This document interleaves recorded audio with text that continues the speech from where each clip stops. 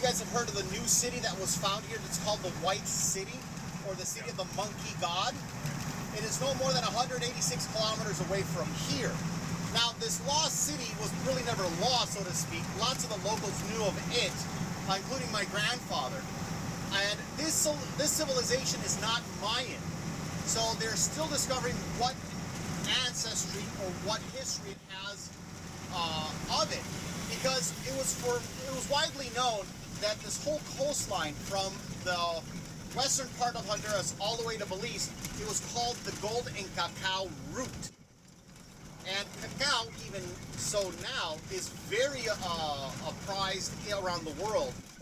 It's our chocolate, the cacao bean. You guys ever hear of the cacao bean? Sure, yes. Not only the cacao bean is for chocolate, but cacao for lotions as well. Now, this cacao and gold route exists around here. And so, for now, what we are doing is the Honduran government has contracted many archaeologists, including from Harvard University. You've got archaeologists that belong to National Geographic that are documenting and using and seeing what the finds are. Now, my grandfather and my great-grandfather, during one of the other booms, was during the pirating era, or the discovery of the Americas. Now, Honduras was, so to speak, looted of its gold and natural resources.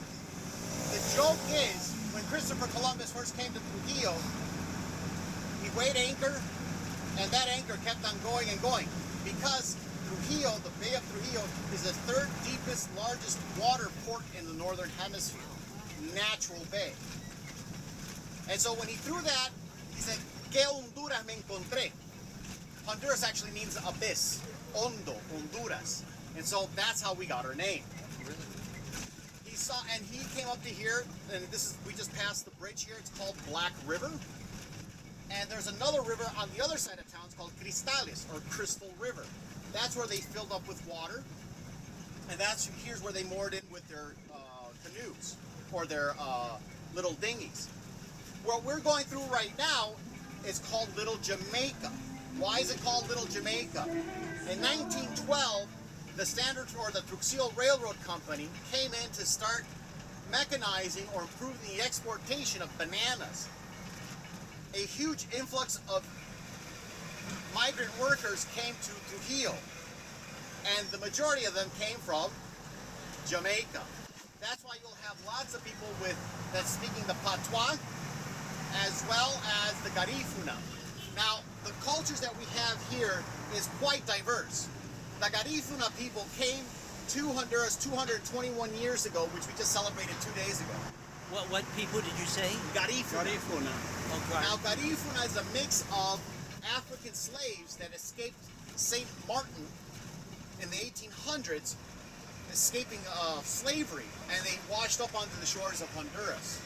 Now, the history of the Garifuna in the area is quite extraordinary, because when you had the Spaniards and the English, the French and Dutch coming to pillage, burn, and sack the city, they've always looked for the locals, and those newly introduced locals were the Garifuna. The iguanas sitting on the wall. Excuse me? The iguanas are sitting on the wall. Oh yeah, keep your eyes out for iguanas along the area.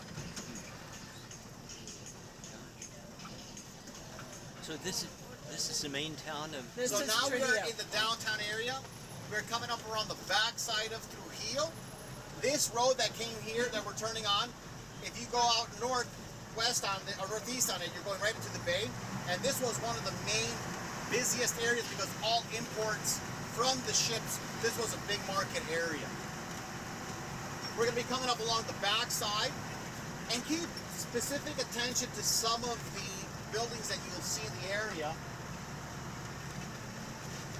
You have an eclectic flair for colonial mixed with American banana plantation houses in the area. Like, for example, this standard A-frame here that has tongue and groove cut on it. That is strong North American